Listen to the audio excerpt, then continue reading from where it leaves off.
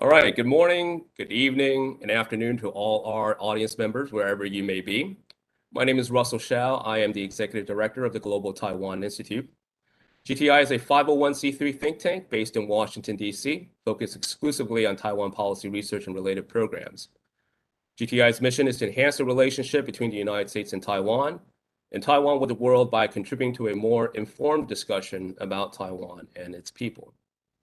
In pursuit of this mission, we undertake several major programs, which include our biweekly publication, the Global Taiwan Brief, regular public seminars, an annual symposium, podcast, and scholarship opportunities as well. If you're not already subscribed to receive all our updates directly in your inbox, you may do so by visiting our website at globaltaiwan.org. I'll be remiss if I began today's program without thanking our co-founders, directors, advisors, staff, and interns who make all our programs possible. So let's begin today's program. I'm very pleased to present our first public event for this year, a virtual seminar on Taiwan in 2022. Faced with an ongoing pandemic, rising political polarization, and the ever-looming existential threat of a possible Chinese invasion, Taipei has been forced to navigate increasingly complex domestic and international environments in recent years. The year 2022 will likely bring similar, if not additional, challenges. Within Taiwan, the DPP, the Democratic Progressive Party, and the Kuomintang, the Nationalist Party, remain at loggerheads, and partisan battles are not expected to abate in the near term, especially with local elections slated at the end of 2022, which will also be seen as a bellwether for the presidential election in 2024. All the while, the pandemic, economic uncertainties, and foreign information campaigns continue to exacerbate social and political tensions. Internationally, the island nation faces growing threats from across the Taiwan Strait, where the People's Republic of China continues to menace Taiwan militarily, coax it economically with a mix of enticements and coercion, and isolate it diplomatically. Despite these pressing challenges, 2022 also presents promising opportunities for Taiwan. Amidst the ongoing US-China rivalry, US-Taiwan cooperation has continued on a positive trajectory under the Biden administration, while rising global discontent with China's behavior have provided additional avenues for expanding Taiwanese international participation. I think the timing of our event couldn't have been better, since it also marks the beginning of a new year, but also 1 year into the Biden administration. As well, the CCP, the Chinese Communist Party, just held its annual Taiwan Work Conference. We have a truly outstanding panel of experts that will delve deeper into these trend lines, providing expert insights and predictions as Taiwan enters another uncertain year. And we are, of course, incredibly grateful to them for them sharing their time with us this morning to talk through these issues. Allow me to introduce them briefly in the order that they will be speaking. First, we have Shelley Rigger, who is the Brown Professor of East Asian Politics at Davidson College. Her most recent book, The Tiger Leading the Dragon: How Taiwan Propelled China's Economic Rise, explains how Taiwanese businesses made it possible for the PRC, a country without private property or business as recently as 1978, to become, quote, the factory to the world. Next, we have J. Michael Cole, who is a Taipei-based policy analyst and senior non-resident fellow with GTI. He's also a senior non-resident fellow with the Macdonald-Laurier Institute in Ottawa, also associated with the Taiwan Studies program at the University of Nottingham, as well as the French Center for Research on Contemporary China. We also have Arthur Ding, who is a professor emeritus at National Zhengzhou University in Taipei. He's also an adjunct professor at both NCCU as well as Taiwan's National Defense University. Last and certainly not least, we have Bonnie Lin, who's a senior fellow for Asian security and director of the China Power Project at the Center for Strategic and International Studies. Previously, she was the acting associate director of the Strategy and Doctrine program of RAND Project Air Force and a political scientist at the RAND Corporation. Now, we do want to hear from you, our audience, and we will reserve around 15 minutes near the end of today's session to address your questions. You may start sending your questions at any time when you like to contact at globaltaiwan.org. Again, that's CONTACT at globaltaiwan.org. or by using the chat function on the YouTube page. Or you can tweet us at Global Taiwan. Please remember to include your name as well as your affiliation along with your questions. Those that do will be prioritized. So Shelley, allow me to turn it over to you, please. All right, thank you so much. It's a pleasure to be here. Whatever time of day it is, I'm glad to be with you. As Russell kind of suggested in his intro, it really is the best of times and the worst of times for Taiwan right now. Coming into the year of the tiger, it is in many ways a great time for Taiwan in terms of international recognition, economic performance, successful governance, and certainly if you're President Tsai Ing-wen or the DPP leadership, it's an especially good time. However, it is also the worst of times in the sense that the long-standing military pressure from the PRC, which is certainly nothing new, has ramped up substantially in the past couple of years, and especially over the course of 2021, and seems to be extending into 2022 unabated. So that's kind of the big picture outlook, but I wanted to speak to a couple of observations about the moment that we're in, and then talk a little bit about kind of some of the hazards that are ahead and opportunities that are ahead in 2022. So overall, things are looking pretty good for the Democratic Progressive Party and for President Tsai. President Tsai's approval ratings are high, above 50% in some polls that were taken after the referendums. And they are higher, reportedly, than any president at this stage in their term during the 21st century. So Tsai's performance in office in her second term has not, or maybe not yet, subjected her to the kind of standard pattern for Taiwan's presidents, which is that pretty quickly in their second term, their satisfaction ratings tend to fall off. The DPP as a party has had some very significant successes in elections recently. There were 4 referendums conducted toward the end of last year that were designed in many ways to embarrass or undermine the DPP, to demonstrate the weakness of the Tsai administration. But the DPP ended up winning or prevailing. Its position was the successful side on all 4 of those referendum votes. And ditto for 2 by-elections for local for officials elected from districts.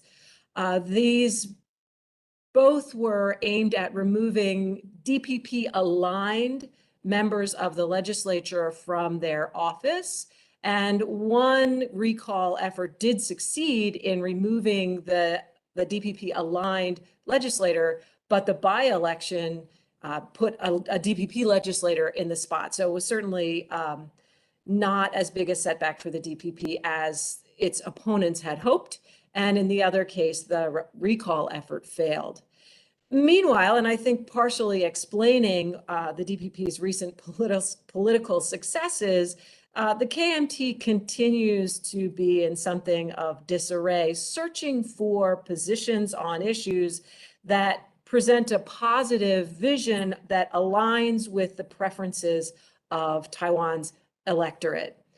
One recent interesting development on the KMT side is that they have opened an office in Washington, D.C. So the KMT has kind of intensified its efforts to improve communication with the U.S. government and certainly with the Biden administration.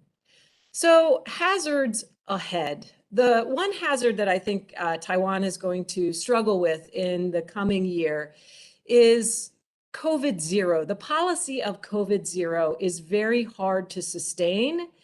It may prove unsustainable, and it's costing Taiwan a lot to be closed. The plan seems to be to get the population as vaccinated as possible, and it's amazing how many vaccinations are being given every day in Taiwan right now.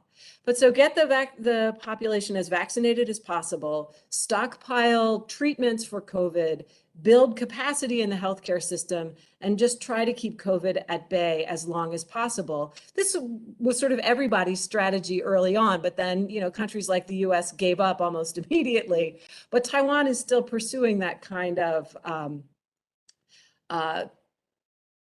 when COVID finally comes, we need to be as ready as we possibly can be. But how much longer can COVID be kept at bay? Surely I'm not the only person on this call who's been involved in a series of events that were canceled because of Taiwan's travel restriction. But just yesterday, the health minister said the goal is still zero COVID. Although he kind of softened that by saying that the reason for keeping that goal is to buy time. So that seems to suggest there's at least the possibility of a broader reopening at some point, even though any amount of loosening of restrictions will mean more outbreaks.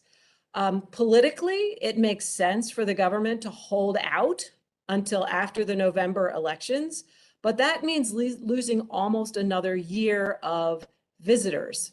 So, there are real trade-offs here. I was interested to learn yesterday that there's a little bit of news on the student front. Starting on March 1st, students coming from abroad who want to be in Taiwan for more than 6 months will be able to apply for visas without Taiwanese government scholarship support. So, things are loosening around the edges. But it's difficult and it's slow, and COVID could break through anyway at any moment. So this is an exhausting and expensive policy. And speaking of exhausting and expensive, the ongoing military tension, which I know we'll talk about a lot more in the other presentations, is weighing on Taiwan economically and politically. It compounds uncertainty and anxiety. And in my view, and I think this is potentially a point of contention, it's attracting some really problematic international attention, as well as some very welcome international support. And all of that political and economic cost is assuming the best case scenario. And I know some of my colleagues will talk about less best cases when they speak. Taiwan is also very nervously watching the inflation situation, including the US Fed policy. There was a great article recently in Initium, Duan Chuanmei, called Taiwan's Economy by the Numbers. Per capita GDP exceeds 30,000 US dollars. Why aren't wages keeping up? Which showed exactly where the problem lies. Taiwan's GDP per capita is really high. In purchasing parity terms, it's almost US $60,000, which is close to the US level. But those gains in the GDP, the aggregate GDP gains, are still not showing up in wages. So people feel the economy is weak and their own personal economic situation is weak. The gains of Taiwan's recent economic successes are not distributed equally, and including unequal distribution across industry sectors. And inflation, price inflation in some areas are wiping out some of the wage gains. And after I finish talking, I will post a link to this Initium article in the chat because I think it's really excellent. And then finally, there's a 2022 political calendar, which isn't a hazard exactly, but definitely something to watch. So the big item is the local elections scheduled for November 26th. Mayors and city councils in the special municipality, plus elections top to bottom in the regular municipalities, as well as elections for indigenous executives and representatives. Candidate registration will happen in late August, early September, but the New Power Party has already chosen their candidates, so they're going to have a nice long campaign. A few things to watch in the upcoming election. As Russell already mentioned, it is in some ways a referendum on Tsai's presidency or a bellwether for 2024. But no matter what happens, these elections will start the race for her successor in earnest. And so how these local elections go will influence the next 2 years and the transition to the 2024 campaigns, presidential and legislative.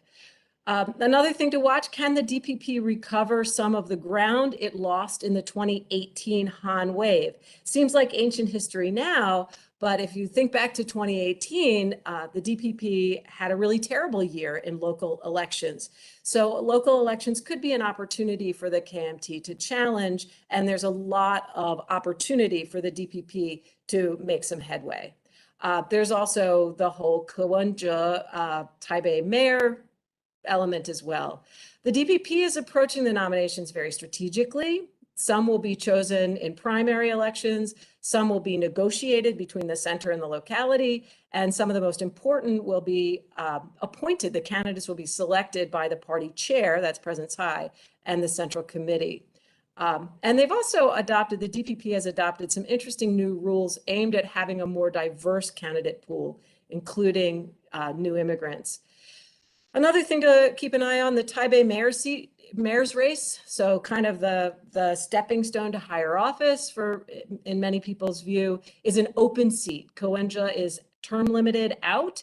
And so this one is open for someone new to come in. So far, what we know is the KMT is likely to nominate Jiang Wan-an, Chiang Kai-shek's great-grandson, for that position. And I think he would be a strong candidate. Finally, my last point, last thing to watch, there are some potential presidential candidates out there as well. The DPP's Zheng Wan-san is out of terms as Taoyuan mayor. So if he wants to challenge Lai Ching-te, the vice president, for the DPP's nomination in 2024, he's going to need to find a platform. And the KMT mayor of Xinbei, Hoyo-i, is attracting a lot of attention. He actually has the opportunity to prove his mettle by winning another term as mayor of Xinbei, and he'll have to do well there to keep his presidential hopes alive. Although Han Kuo-yu tried that move and stepped into the presidential race shortly after winning his first term as Kaohsiung mayor, and that did not go well for him. So in other words, another good year in the Taiwan watching business, although, as my colleagues will tell you, many dark clouds above us. Shelley, that's really fantastic. I think you really painted an excellent sort of landscape of the political issues, the parameters ahead. I think the point about President Tsai's popularity in their second term, as well as a weak, perceivably weak KMT, and presenting a number of sort of wedge issues I think you laid out that could potentially affect the 2022 election, from COVID zero, like the military tensions, as well as wages. I think give us a lot of issues that we can use as indicators of what are public sentiments in Taiwan and how that could shift. It's still a long ways to November, so it's still a lot could happen in between. Next, I want to turn over to J. Michael Cole, who will drill in on more some of the dark clouds and security situation, but also his on the ground insights there in Taiwan on matters related to Taiwan in 2022. Michael, over to you. Well, thank you, Russell. Always a pleasure to be here. Good morning, good afternoon, good evening, depending where you are. Indeed, the dark clouds, and there's quite a few on the horizon for the year to come. I think the first thing, that the more immediate concern for Taiwan is very much in the news nowadays. Ironically, it's not even in our neck of the woods, in our part of the world. It's developments in Ukraine, with Russia amassing troops along the border. And we're starting to see regionalization of that conflict as well, with Baltics becoming involved. From a Taiwan perspective, obviously, there's a lot of interest in how the United States will react to a potential invasion of Ukraine by Russia, certainly involvement by NATO as well. So there's two key elements here that people are looking at, certainly people like me are looking at, is how the United States will react to that kind of contingency, whether it actually reacts, and the conclusions that Beijing draws from that reaction as well. So if United States reaction were to be less than muscular or a bit more permissive, there are certainly apprehensions here that China could reach the wrong conclusions and imagine that it also could get away with use of force against Taiwan. Conversely, there's also another scenario in which the United States becomes heavily involved militarily, politically, in armed conflict over Ukraine, so much so that it could serve as a distraction and thereby create an opportunity for China to perhaps, again, try to cause trouble in the Taiwan Strait or in the region. So that's certainly one very early dark cloud, very early in 2022. And we're going to continue to watch that one very, very closely. Secondly, and again, this has been very much in the news in the past few days, it's the Chinese response to the frequency and scale of US and allied military exercises in the region. So we had large-scale ones just a few days ago involving the United States and Japan. As always, this triggers a reaction by the People's Liberation Army. We saw that with the highest numbers of aircraft intruding into Taiwan's ADIZ in the south since October, and also the introduction for the first time of electronic warfare J-16 variants as well, which again signals escalation. The more large-scale exercises we see in the region among allies, the likelier it is that we're going to continue seeing escalation of PLA activity in the area. Now, again, as I've pointed out before, not all of this is necessarily aimed at Taiwan, but because of its geographical location, it's very difficult for Taiwan to ignore dozens of PLA aircraft transiting in the Bashi Channel or perhaps even in the Strait of Miyako up north. So this is another one. With that comes always the risks of miscommunication, collisions that could very quickly escalate and make it difficult for a regime in Beijing to de-escalate. Again, following this, and this again got reported recently, it's the quasi-permanent PLA Navy presence northeast of Taiwan, so near the Ryukyu chain in Japan. That again has been going on for at least 6 months. It made the news recently, but Japanese media had actually reported on that quite a few months ago. And now we are seeing talks between the United States and Japan and possibly having their own deployments on a number of small islands in their Ryukyu chain. So now we're seeing the militarization as well of that particular, that new vector of potential attack against Taiwan. This has not been very much reported by Ministry of National Defense in Taiwan for a number of reasons, but that doesn't mean that this isn't worrying. In my opinion, it might even be more threatening to Taiwan than the quasi-daily transits in the ADIZ. Just a couple of days ago, there was the annual Taiwan Affairs Work Conference of the Central Committee. Again, very much, Beijing emphasizing its red lines that, if crossed, would compel China to take some sort of action, if only in a demonstrative way, to signal its discontent, certainly encourage risk avoidance by countries like Taiwan and its potential allies. What's problematic in this is that Beijing's red lines are not particularly well defined. So we're all guessing as to what could trigger a potential response by Beijing. But they did mention Lithuania, for example, as something that simply forces Beijing to take action, punitive action against Taiwan, but also against Taiwan's allies, official and not. Slovenia also comes to mind, and possibly a renaming of TETRO in Washington. Although with the experience of Lithuania, it's, in my opinion, unlikely to happen anytime soon. I do expect as well, since Taiwan has made numerous gains with deepening its engagement with unofficial diplomatic allies, particularly in Central and Eastern Europe, I would expect this year that China might become a bit more aggressive towards Taiwan's unofficial diplomatic allies as well, following recognition that Taiwan is actually solidifying its international presence through engagement with those democracies that are willing to work more with Taiwan. In the lead up to the 20th Party Congress later this year, if there were to be a rift within the CCP, if Xi Jinping were to feel embattled as his second 5-year term comes to an end this year, that could also lead to a more aggressive posture on his behalf, if only to demonstrate his forcefulness. And that could possibly lead to more adventurism on Beijing's part towards Taiwan. Also mentioned at the Taiwan Affairs Work Conference is the continued reliance on misinformation, disinformation, influence operations targeting Taiwan.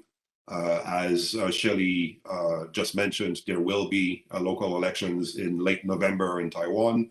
As we've seen in previous elections, this creates opportunities for the Chinese and their proxies here in Taiwan to launch disinformation campaigns, possibly to try to influence the elections through injections of money and other means. Again, building upon another point made by Shelley, is the growing realization in Beijing that the KMT is not necessarily a viable partner towards quote-unquote reunification with Taiwan, as the KMT tries again to find its footing, to make itself viable and appealing in elections. And with that, we're seeing a bit of a consolidation of something that I have argued for a number of years, the two different forms of independence that China has to conjugate with in Taiwan. That is a Taiwanese independence movement, Taidu, and the what is known as Huadu, so a more like group of individuals who identify with the Republic of China, but also oppose unification with China, or if they do support unification with China, have as a precondition a democratic China, which is not going to happen anytime soon. President Tsai, in her comments at the weekend, is, in my opinion, trying to position herself and reinforce her political persona as someone who is a leader in fighting the communists in China. And this is trying to erect a larger tent that builds up that resilience for Taiwan, and that certainly complicates Beijing's efforts to achieve so-called peaceful unification. Within the KMT itself, there is a split. What I've seen pretty much since the emergence of Hanguo in Kaohsiung is a sidelining and silencing of moderate voices within the KMT, with the more vocal hardliners in ascendance, which is, in my opinion, detrimental to Taiwan's democracy, and also indicates a potential faction within the KMT that has given up on being appealing in elections, but it is perhaps more willing to act as a disruptor in Taiwan's democracy. And again, this is something that Beijing very likely would like to exploit in the lead up to the elections in November, and certainly as 2024 approaches as well. Now, one final point, there are still pro-CCP elements in Taiwan, and those have been or can still be co-opted, but I still maintain that their numbers and their influence is insufficient to generate the kind of momentum that would actually alter policy decisions by Taipei, certainly by the Tsai Ing-wen administration. So the big question is, if these types of hybrid measures do not work, what alternatives will Beijing start to consider, especially if it feels that it's running out of time to deal with Taiwan? So that's it. Superb, Michael, and thank you so much for laying out I think that the various dark clouds here that we've been that we talked about, and but also sort of linking the political dynamics that those activities are aimed to influence and can affect within Taiwan. And I think shaping that sort of political conditions within Taiwan seems to be the primary goal of these activities that we see. But of course, still ever looming the possibility and threats of China engaging in more provocations and adventurism with Taiwan still remains, and but it's also important to sort of to get a good handle on what those aims are. Next, I want to turn over to Arthur. Arthur, over to you. Okay, thank you, Russell, for your invitation. Particularly, this is the first program for the year 2022. I probably talk about the Taiwan's foreign policy related issue. Firstly, as Shirley and Michael already point out, the China is the main problem for Taiwan's development and the futures. So, in terms of the foreign policy, I would say there are several priorities for Taiwan administration. The first one, to maintain those limited number of foreign partners. So far, we have only 14 diplomatic countries with diplomatic relations, formal diplomatic relations.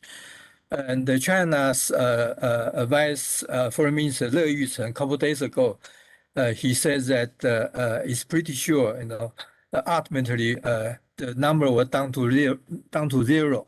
So this is one area of competition between Beijing and Taiwan. So this is, although those small 14 countries, frankly speaking, they are a small actor, and probably to some extent is irrelevant to the international order and the international system. But I would say no country can afford to cut off the diplomatic relations. So this is the one area I would say that the presidents were working really hard to maintain those relations. The second one is to work with so-called like-minded countries so that Taiwan can continue to maintain engagement with many countries, particularly in the context of rising discontent from the Western country against the Beijing, in the field of like human rights, Xinjiang, so on and so forth issues. This really gives Taiwan good opportunity to improve the engagement with Western countries, which share same values and ideas. The third one I would say to build economic relationship. As we know that the Taiwan economic also has been isolated, so Taiwan really need to working hard in this area. So, for instance, Taiwan's chief negotiator, he said that the relation with United States over the so-called CPTPP or with Japan over CPTPP are extremely important for Taiwan. So this is the area, and I think Taiwan government under President Tsai were working really hard. Second is about the Taiwan-China relation. As Michael and Shirley already mentioned, that definitely China will continue to exert tremendous pressure, militarily, diplomatically, against Taiwan. Give audience a number in last year, 2021, a total of 961 sortie of fighter jets flying to the Taiwan's ADIZ area. And in year 2020, the number is 380. So you can see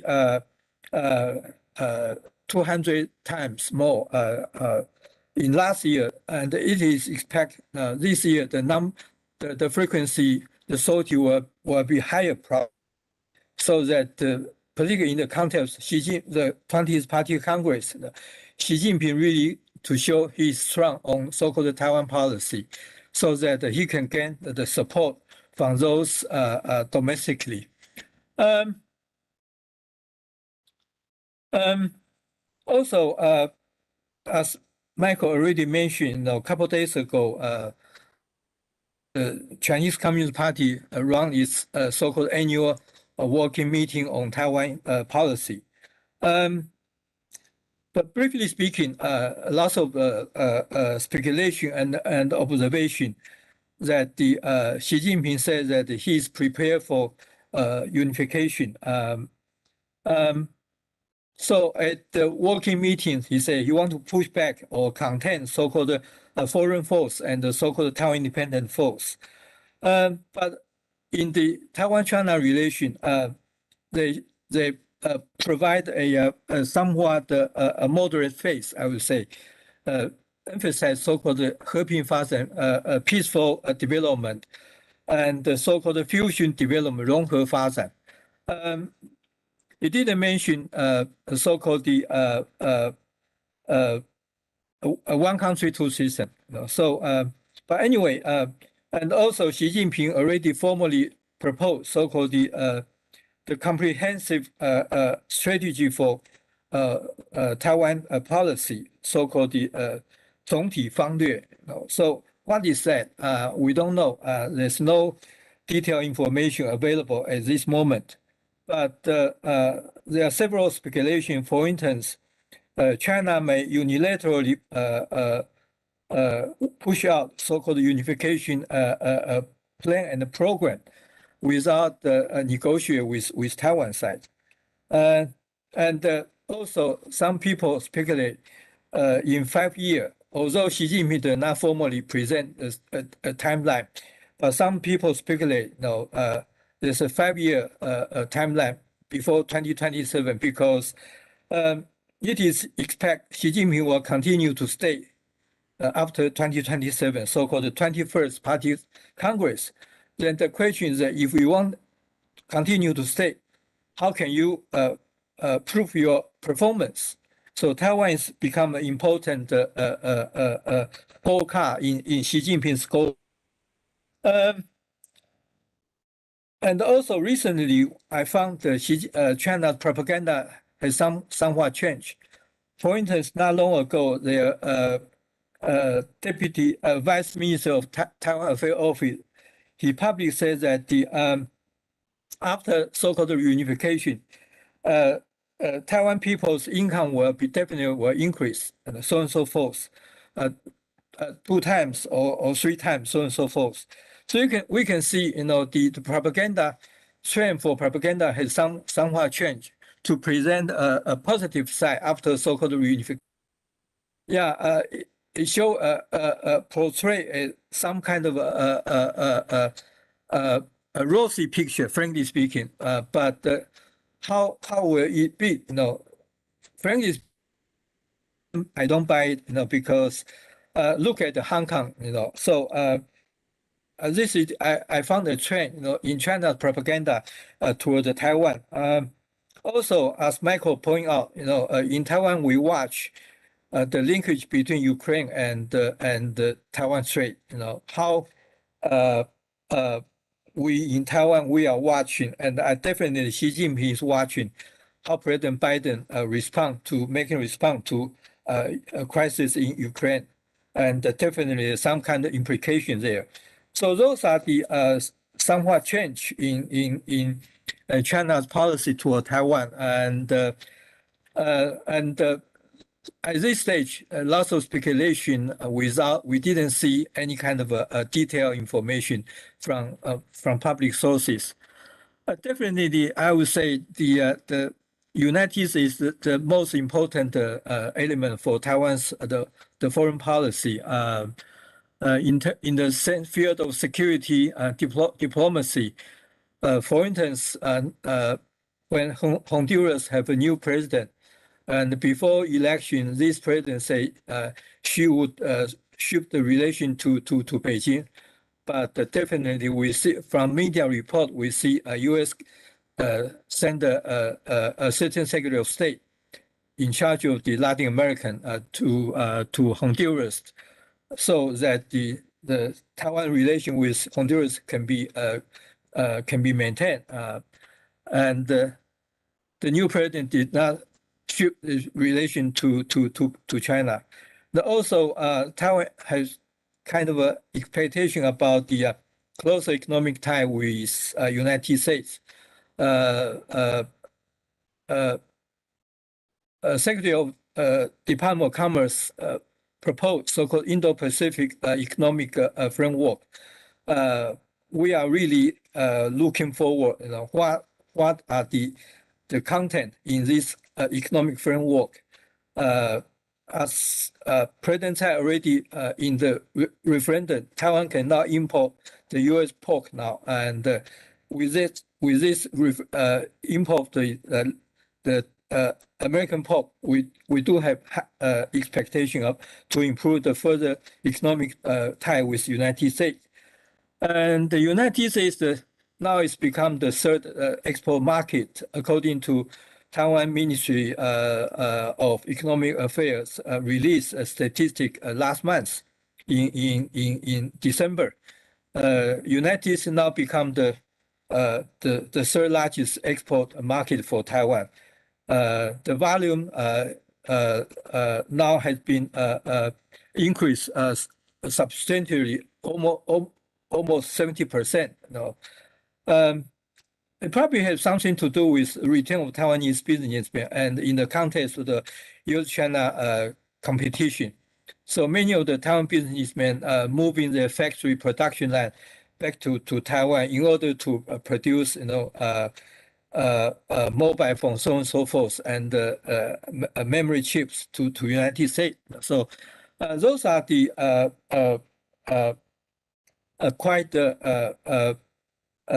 promising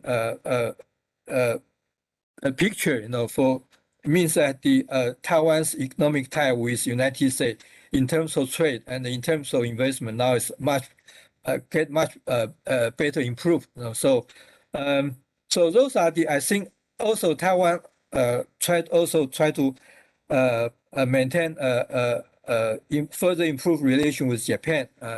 But Japan has been, I would say, very cautious because the Prime Minister Kishida also there's some kind of elements in LDPs. I think they try to maintain a good relation with China in terms of market. So Taiwan really working hard, but I think the Japanese government has been very cautious. So those are the, I'll probably stop here and I'm taking question. Thank you.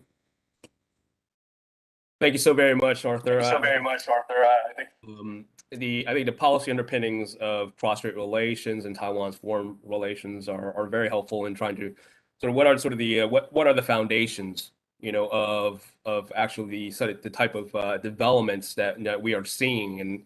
And I think, as you've highlighted, I think there's, there doesn't seem to be at least any noticeably visible changes in the policies, but obviously we do see these upticks of activities. And so it's, we have to make sense of what that means in terms of Beijing's intentions, as well as how to, countermeasures.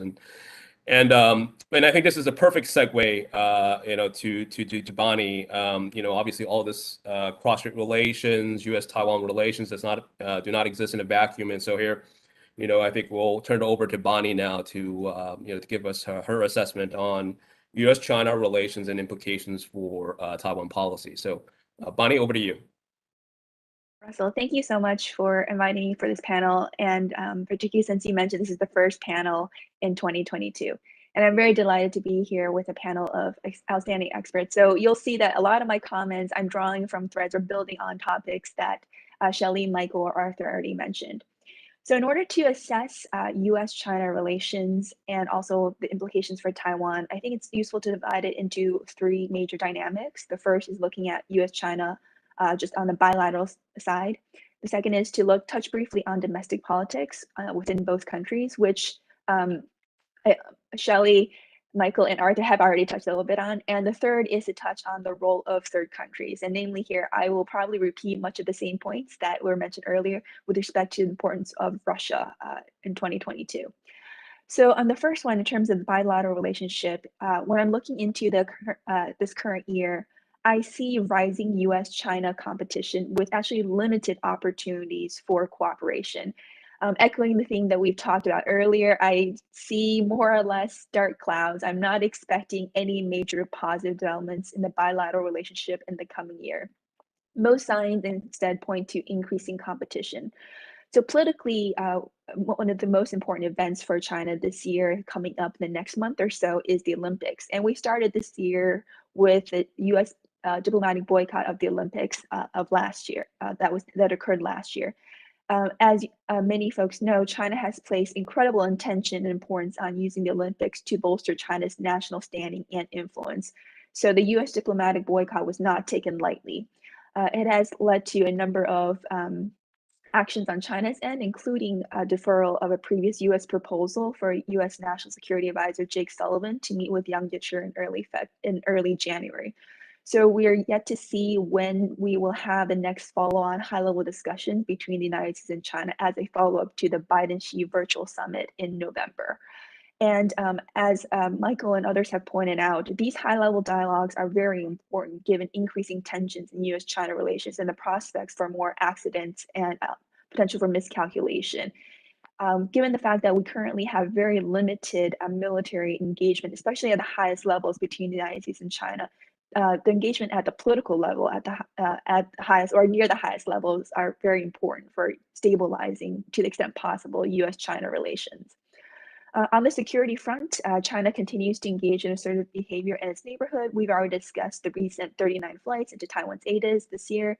We've also talked a bit about the increasing challenges that China has posed to Japan, not only in the Senkakus, but elsewhere. We've seen limited progress on areas that the United States actually wants to work with China on. So this includes, for example, on non-proliferation issues and with respect to Iran and North Korea. We've seen China oppose US sanctions on Iran, as well as oppose UN sanctions on North Korea. At the same time, China has engaged in military exercises with Iran and Russia, and China has strengthened its relationship with North Korea. I think there is some suspicion in DC that China might be turning a blind eye to recent North Korea missile tests and provocations to demonstrate to the United States that the United States needs to cooperate and work with China. There are larger issues at stake beyond the issues that U.S. is beyond the issues of contention, of which if the United States wants progress, it needs to work with China. Hopefully in the next coming weeks, if not sooner, we'll see the U.S. release of our national security strategy and national defense strategy. Most folks are expecting that this strategy will re-emphasize the Biden administration's focus on competing with China. This is likely to trigger another wave of criticism and pushback from Beijing.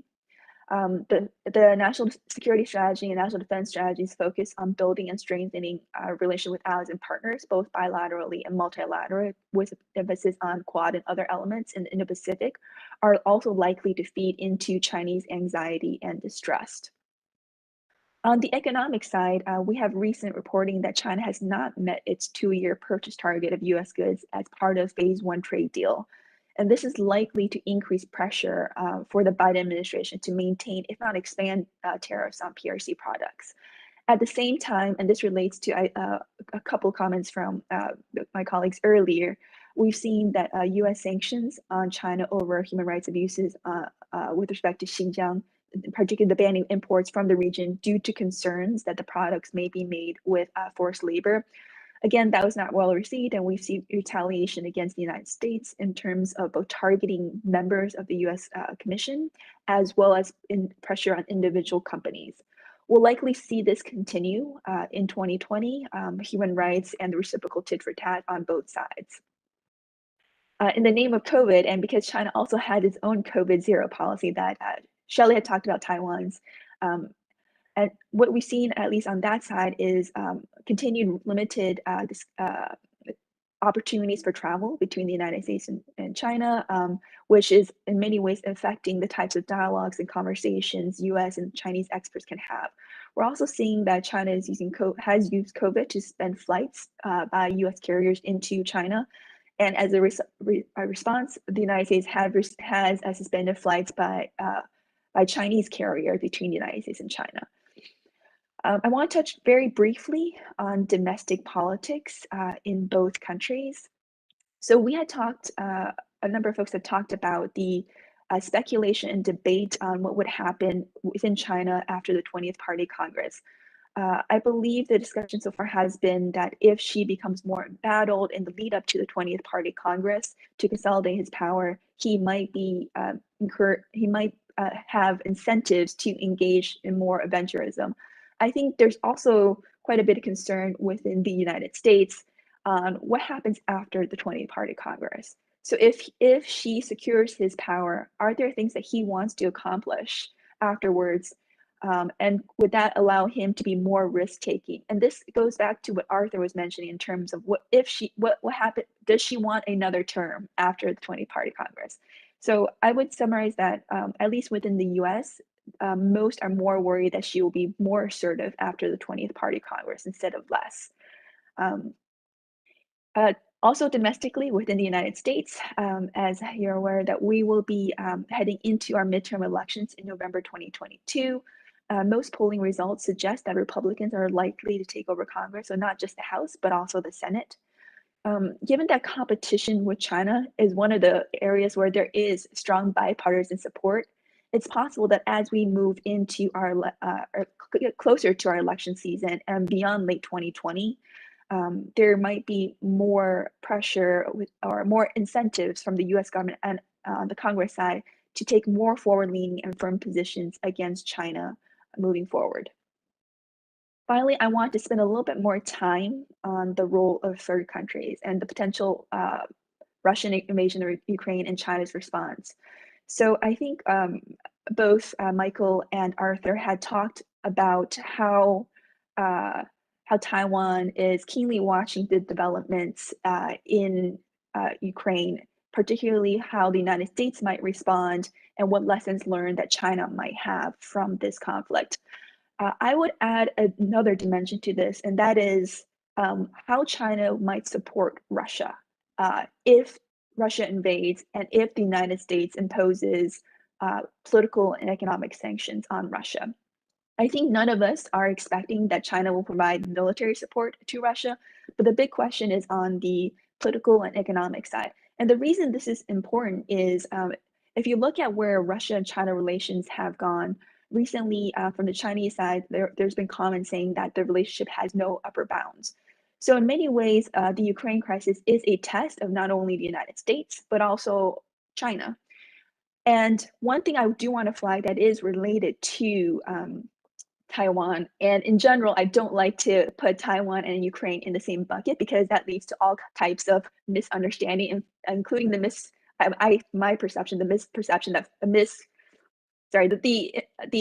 assessment that some folks have that Xi might be more adventurous on Taiwan because of some discussion with Putin on Ukraine. I think that is not what I'm worried about. What I'm more worried about is how does China think about Ukraine with respect to, how does China think about Russia and Ukraine with respect to how it thinks about its periphery, its concerns and its threats? So if you look at China and a lot of, whether it's the territorial disputes it has, or whether it's Taiwan, one of the things that China is expecting, for example, if it was to engage in a major event or contingency on Taiwan, is significant international pushback, sanctions, and potential US intervention. That seems incredibly similar to what Russia is expecting. Significant international sanctions pushback, US and allied intervention. So the key question for, I think that should at least be in the minds of Chinese leadership is, given growing China-Russia relations, if China is not there for Russia, in which there's a similar situation in this environment that China might or could expect itself in the future, would Russia be there to support China? So I think in that way, it makes it a lot more complex in China's response. And if you look at the official statements right now coming from China, there's been very little, very, very limited MOFA statements. But I would not take that to mean that China is just sitting on the sidelines and not is going to take the position that it took in 2014. In fact, we've seen some leading Chinese experts posit that if the United States were to impose significant sanctions on Russia, economic sanctions on Russia, China might have to continue to support Russia. Then the question is, would the United States impose significant sanctions on China? So in sum, I think the Ukraine situation is very important to watch in terms of not only Chinese lessons from the conflict, but what that means in terms of China-Russia relations and what China might expect in terms of potential Russia support as it encounters difficulty on its own peripheries if China was to take in more risk-taking behavior. So let me quickly wrap up by talking briefly about what this means for Taiwan. I think many of my colleagues have already touched up on this. So I think the first point is that if we see increased US competition, and particularly within the United States, the perception that China is more assertive, more problematic, does not respect basic human rights, is likely to encourage US leaders and the public to support Taiwan more and be more sympathetic to Taiwan's desire to remain separate from mainland China. And to view Taiwan as a democracy to provide a incredible contrast to an authoritarian Beijing. At the same time, there's likely greater perception in Beijing that intensified US competition, and not just in the Indo-Pacific, but elsewhere, that the US is seeking all ways to contain and check China. This is likely to feed into Chinese anxieties that the United States is more interested in intervening on Taiwan-related issues, and the United States is trying to play the Taiwan card. And the final point is how the United States and our allied countries respond to Russia, as well as the lessons learned for China, US-China relations, Russia-China relations. I think that would be incredibly important to watch, and it could have longer-term implications for US-China relations and impact on Chinese thinking on Taiwan. So I'll wrap up here. Thank you. Superb, Bonnie. I can't think of a better way to round out our discussion than really taking that worldview that you did with with your presentation and bringing in not only obviously Beijing, but also bringing in the U.S. Sort of political the political calendar coming up, but also Moscow as well.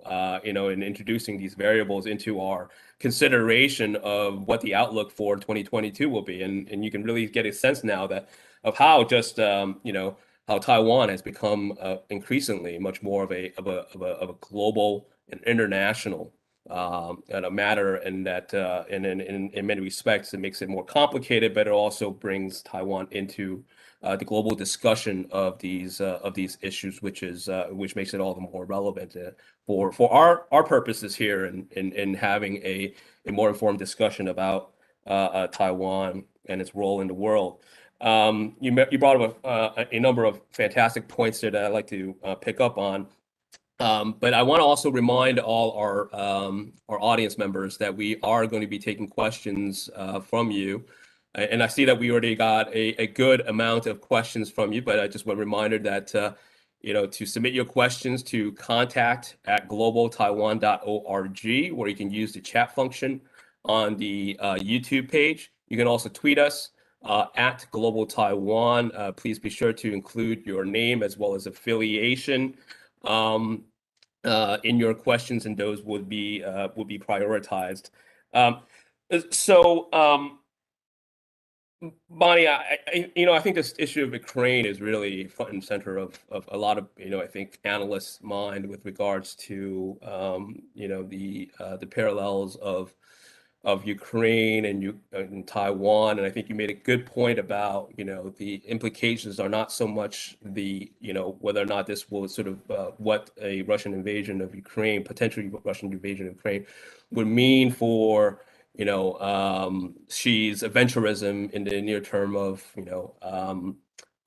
against Taiwan. And I think we got a sense from Michael earlier about what the concerns are, and I want to bring Arthur into this discussion here because I want to also get your sense, about what the mood and sentiments are in both the sort of the policymaking, community as well as the public sentiments with regards to Ukraine, and I think we're getting a lot of these discussions right now about what, what analysts and policymakers and commentators think, in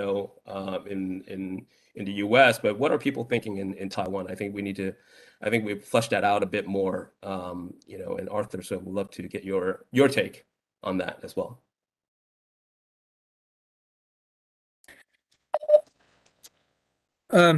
Well, I guess we are really watching in Taiwan, whether it's green or blue. The overall is that we are, as I said, we are watching how United States under President Biden make response to this kind of crisis. And as Bonnie said, we didn't see much comments from Beijing officials.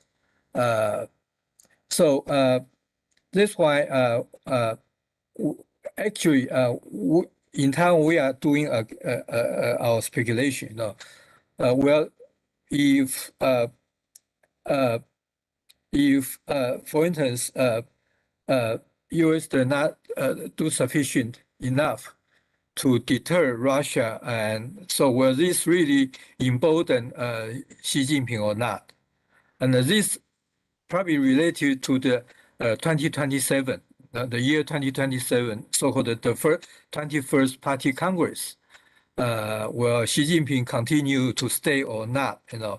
So those are the questions we are watching, but we don't have definite answer. We are just watching. So we are to show our concern and our worries. So generally speaking, I don't.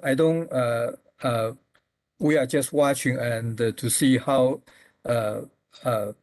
President Biden and U.S. administration make a response, and how we are worried about some kind of a division between United States and the EU, and among EU and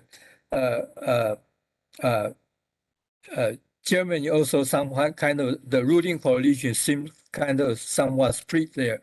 So those are from media we can see, but the overall we are watching how can United States align with the European countries, have a common strategy, common policy. So those are the to really show our concern, and as I said, the linkage between Ukraine and the Taiwan Strait. Yeah. Thank you, Arthur. And Bonnie, your presentation told us what you think the Ukraine parallel or Ukraine analogy does not represent for Taiwan. What does, in your view, then, what does it represent in terms of what can it tell us in terms of the policy, the underpinning policy approaches of the United States towards Taiwan, as it is distinguished from that of what we can distinguish from what's going with Ukraine?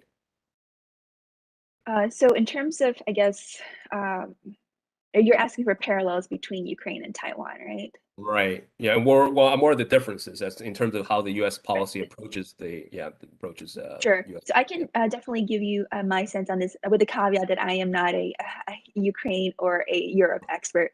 So I think some of the differences between Ukraine and Taiwan, at least from the U.S. perspective, or at least my understanding of it, is that when we think about Ukraine and Taiwan, first of all, there's a difference between Russia's relationship with Ukraine and China's professed relationship with Taiwan. So that is one factor that comes into calculation when the United States and experts look at the relationship. The other portion is that when we look at Taiwan, you've seen all these statements from the highest levels from the U.S. government, and including most recently some of the statements from Assistant Secretary of Defense Eli Ratner. There, at least my perception is that the United States has provided a lot of statements on how important Taiwan is, not only to not only to thinking about US relations with Taiwan, but also with respect to our close allies, Japan and the Philippines, as well as to the Indo-Pacific. So I personally think about Taiwan as a bit more important in terms of thinking about US influence and overall positioning in the Indo-Pacific.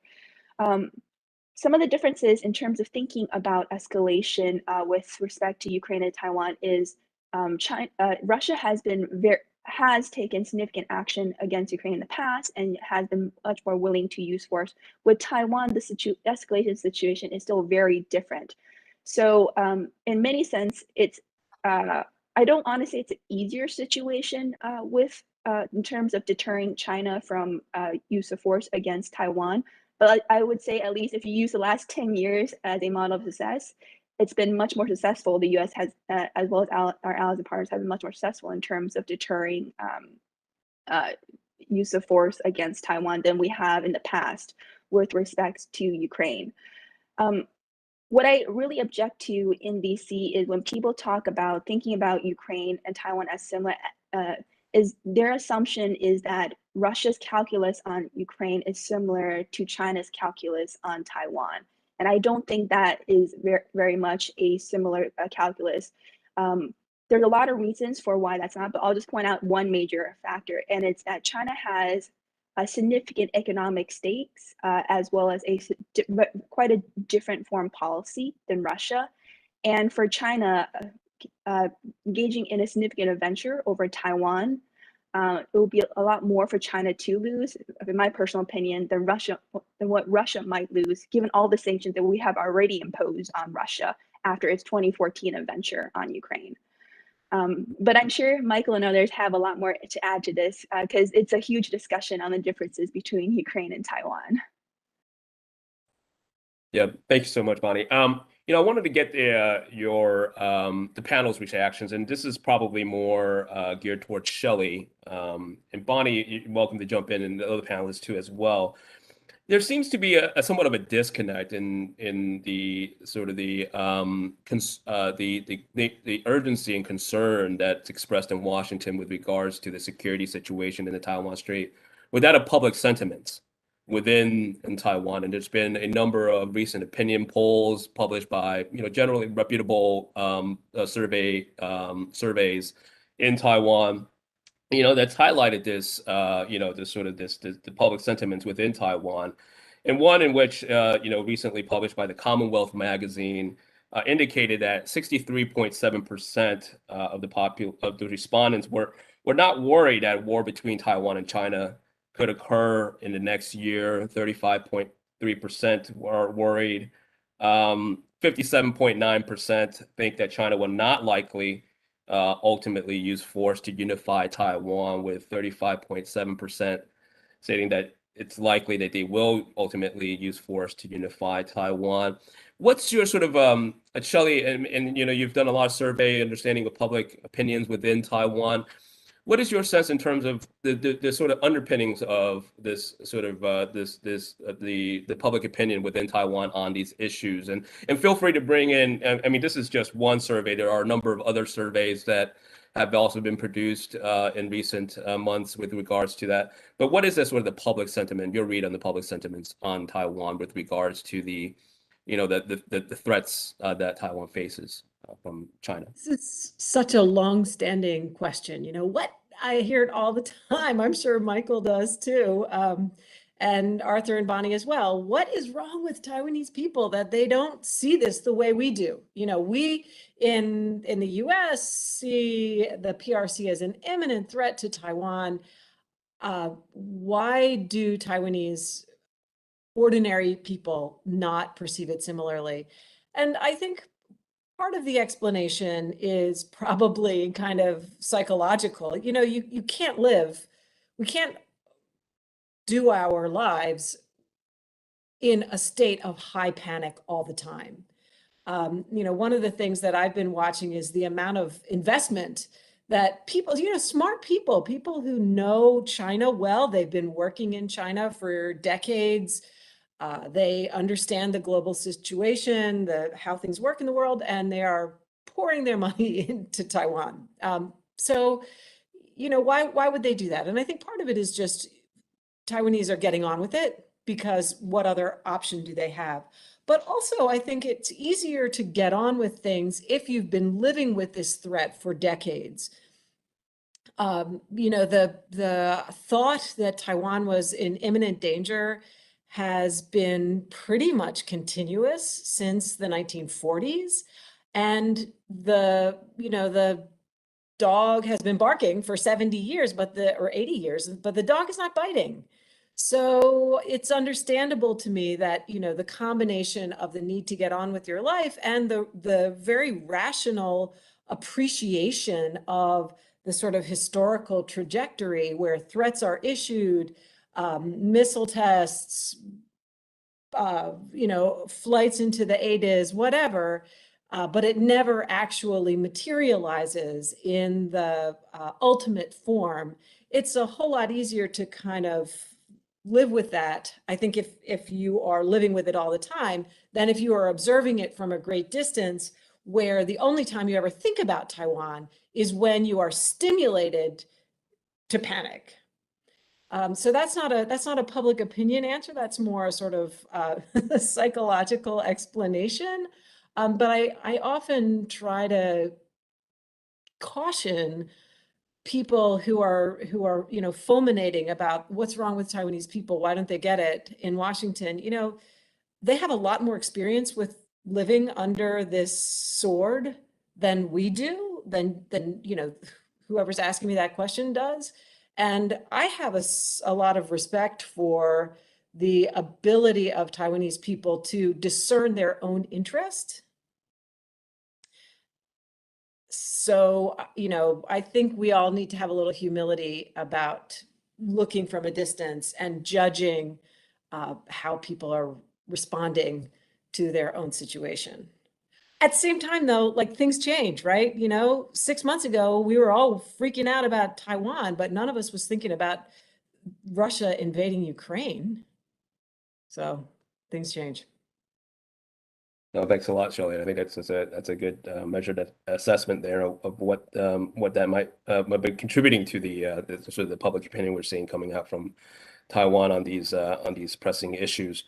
Before turning, I have a lot more questions that I want to ask, but I noticed that we have a good amount of questions from the audience, and I do want to make sure that we get to those.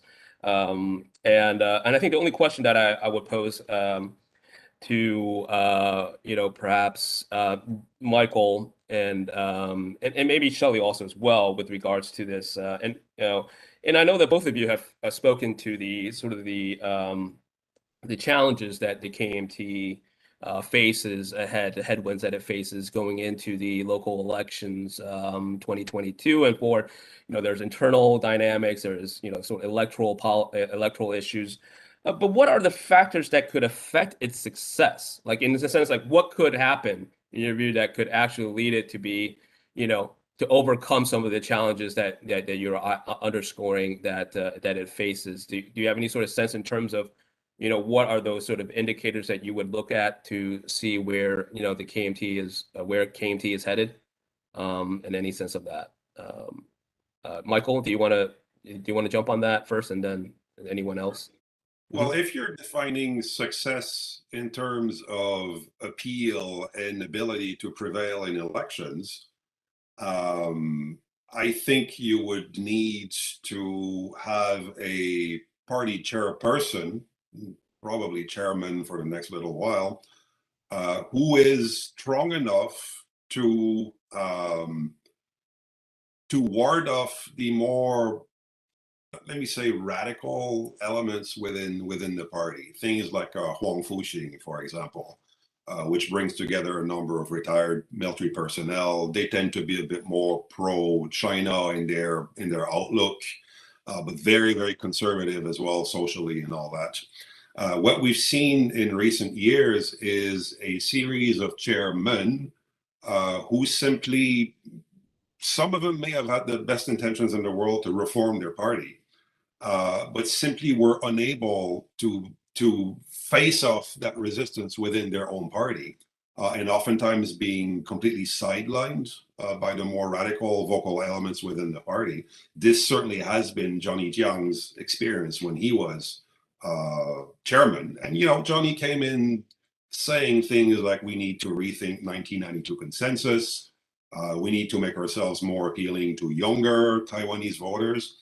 And that went nowhere. And oftentimes he sounded like he was contradicting himself, not simply because he needed to, he wanted to be reelected as party chairman. He needed to appeal to a base that simply was not seeing eye to eye with him on these issues.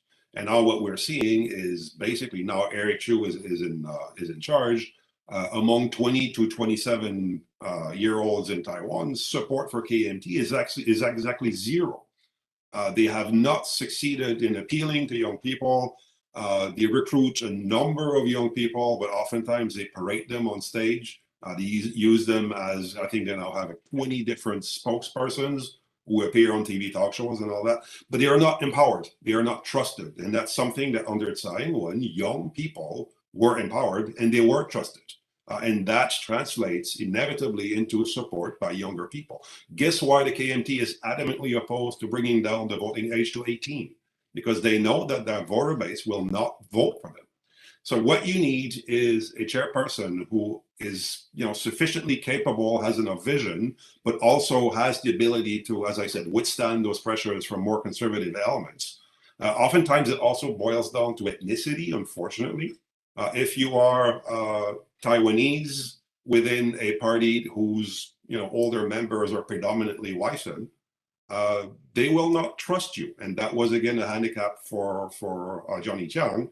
But if someone like Han Kuo-yu comes into were to become party chairman, he would have the quote unquote right ethnicity with that group of people.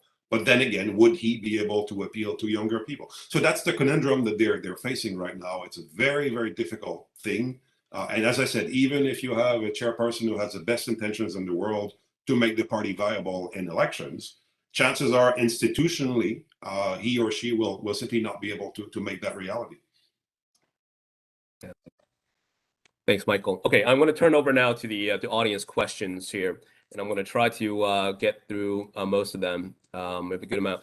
First question from, I think everyone on this panel knows, Mike Fonte, who is the DPP representative here in Washington, D.C. What is your sense, question is for Michael. What is your sense of the public's response to the new reserve training being implemented? Michael, for you. All right. Hi, Mike. Hope you're doing well. Great question. I mean, this is a very new initiative. And that speaks to the previous question as well. It will be successful if the threat perceptions among the public are such that people are willing to dedicate some time every year to undergo proper training. The problem right now is that the military continues to suffer an image problem with the public in that a number of young people who over the years have gone through training come out and say, I still don't know how to clean or fire a gun if I have to.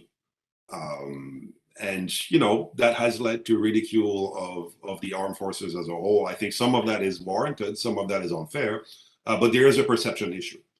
So in the coming months, in the coming years, if the armed forces here can truly demonstrate that they're doing the right things in terms of mobilization, in terms of training, in terms of having a proper strategy in case those people are called upon to ward off attempted Chinese invasion, that would yield promising dividends and people would be more willing. But right now it's too soon.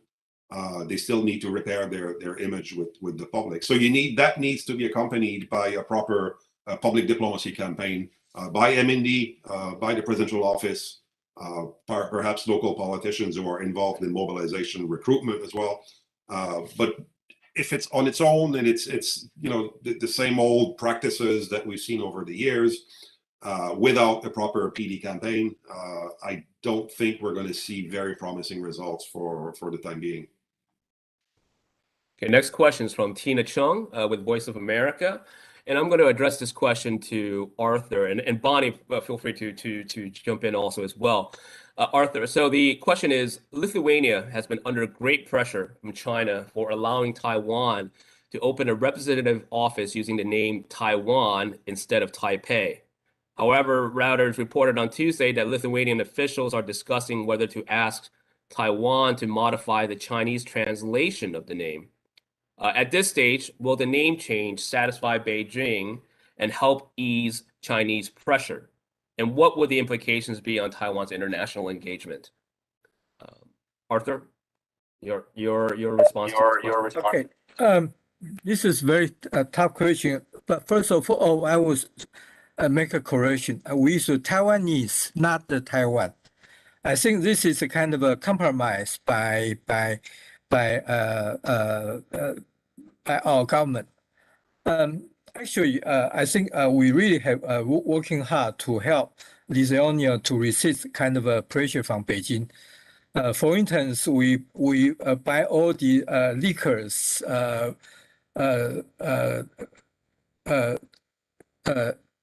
which were prohibited to export to China. We buy all of them with some amount of money. So this created kind of a criticism, internal criticism. But anyway, I would say we're really working hard to maintain the relation.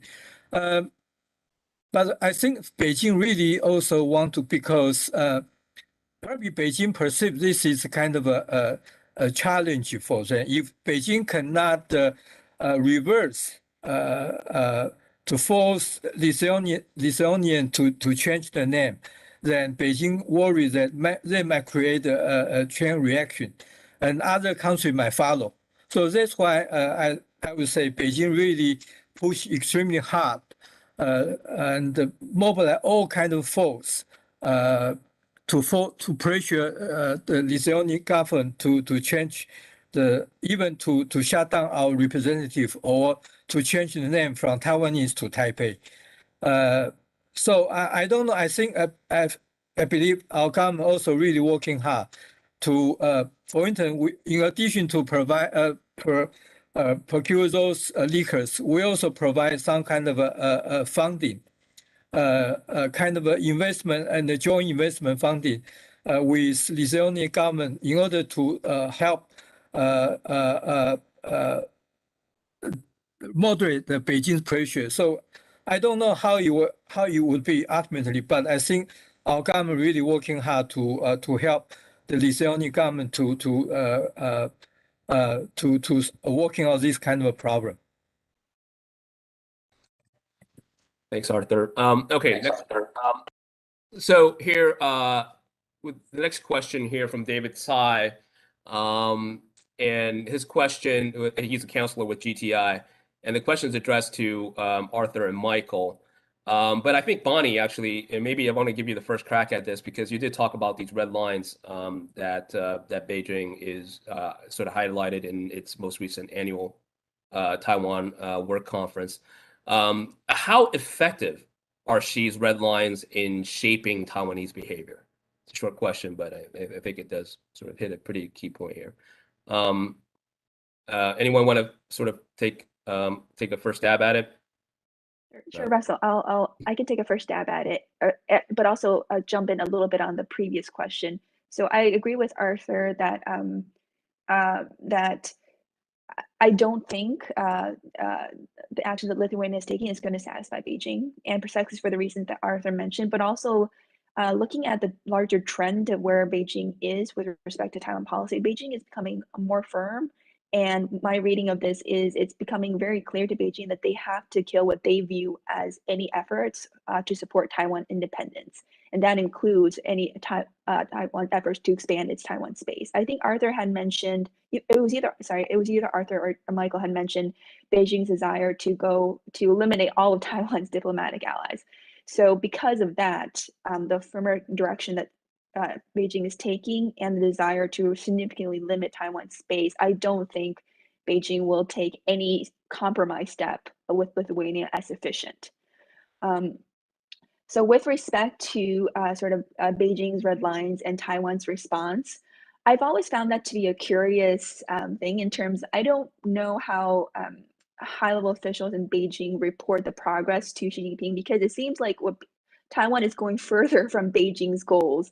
All the trends, whether those are the public opinion trends that we've been talking about, or the strengthening of US-Taiwan ties.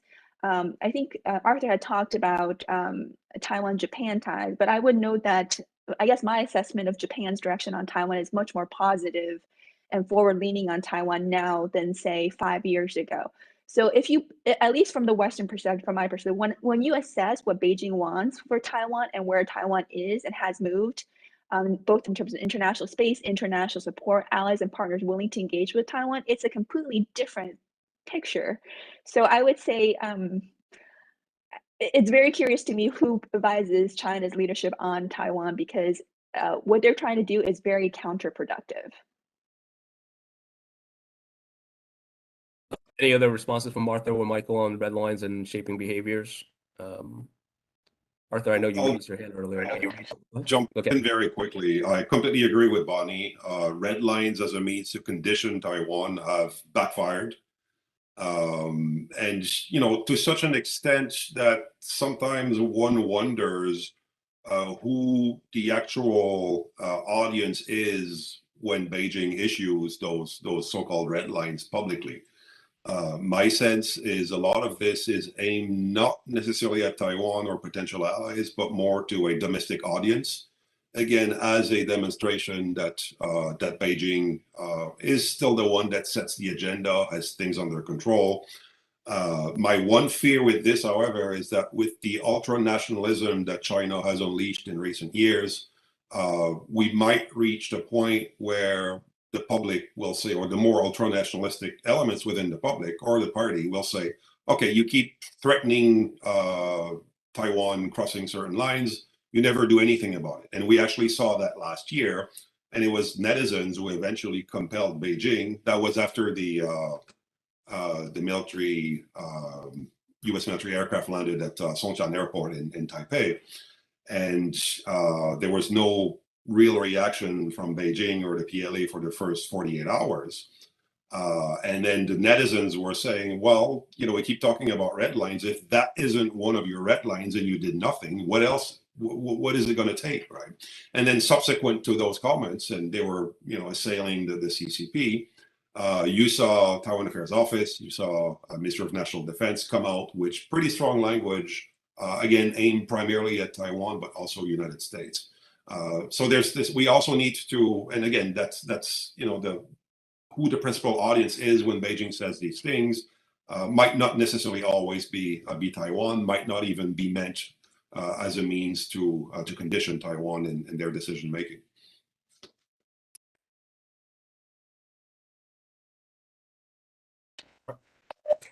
Yeah, I think the frequently Beijing has employed to a very harsh rhetoric toward Taiwan. I think to some extent it's really for domestic consumption, because as we see in the past several years, there's a growing, you can call nationalism or ultra-nationalism. So this is, I think, this become to some extent it become a problem for Xi Jinping. So in terms of the rhetoric or statement, they got to be harsh, but the harsh statement really kind of counterproductive, not good for really appealing to Taiwan people. So this is kind of a dilemma really Beijing is faced, but they probably don't know how to work this out, frankly speaking.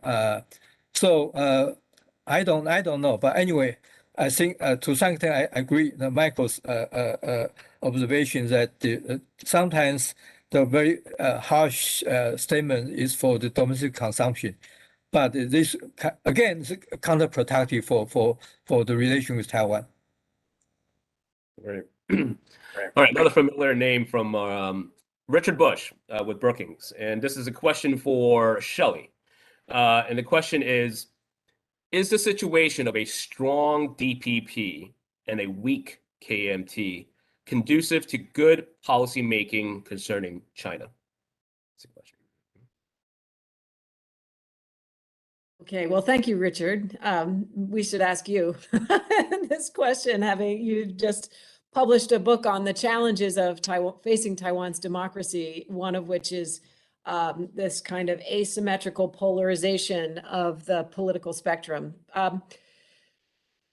Well, first of all, I think actually up to now, the Tsai administration and Tsai Ing-wen herself has been very steadfast in us maintaining an approach to cross-strait relations that, while never enough to move Beijing off of its sort of a priori judgment of her and of the DPP that they cannot be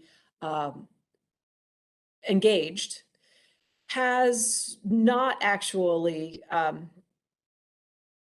pushed against Beijing in ways that would allow Beijing to make a credible case that, you know, Taiwan is the bad guy, Taiwan is the troublemaker here. So the fact that the KMT has been weak for the last few years doesn't seem to have prevented Tsai Ing-wen from restraining herself and restraining her own government, even in the face of some very strong pressure. You know, early in 2019, there was an enormous, you know, it was a year ahead of the 2020 presidential election. People within the DPP were calling on her to step down as the candidate and to make herself a lame duck for 25% of her presidency. More than 25% since the inauguration wasn't until May.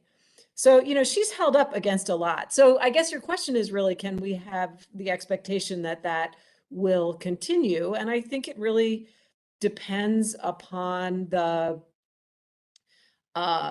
balance of irritation, frustration, annoyance that Taiwanese voters feel toward the PRC for its pressure and bullying and all the stuff, and their recognition that the fact that it's a bully, the fact that it's applying pressure, the fact that it's unreasonable, none of that changes the nature of the threat that the PRC poses to Taiwan. So it seems to me that most people in Taiwan are not looking to poke, as my dad would say, to kick the skunk, right? They're not looking to poke the hornet's nest. So whether they elect leaders who might be more inclined to see how far they can go certainly makes a difference. But I also am not maybe as worried as some others that, you know, in 2024, all the shackles will be removed and all of the constraints will be lifted and suddenly Taiwan is just going to bust a move. I don't see that happening, because I actually think people, while they are not showing sufficient panic to satisfy some of our friends in the US, they are also not blind to the danger that they face. And then if I could just like steal one more second to say something about the KMT. I mean, we didn't see Han Kuo-yu coming at this stage in the 2018 electoral cycle either.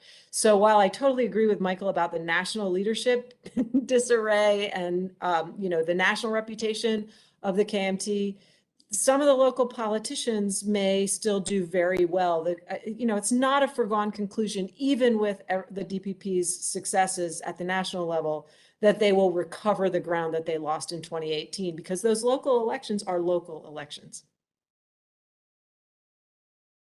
And I think that's a fantastic note to close on. I apologize for not being able to get to all the questions that we received from our audience members, but also in consideration to our participants from Taiwan, where it's quite late there, late in the evening, close to midnight.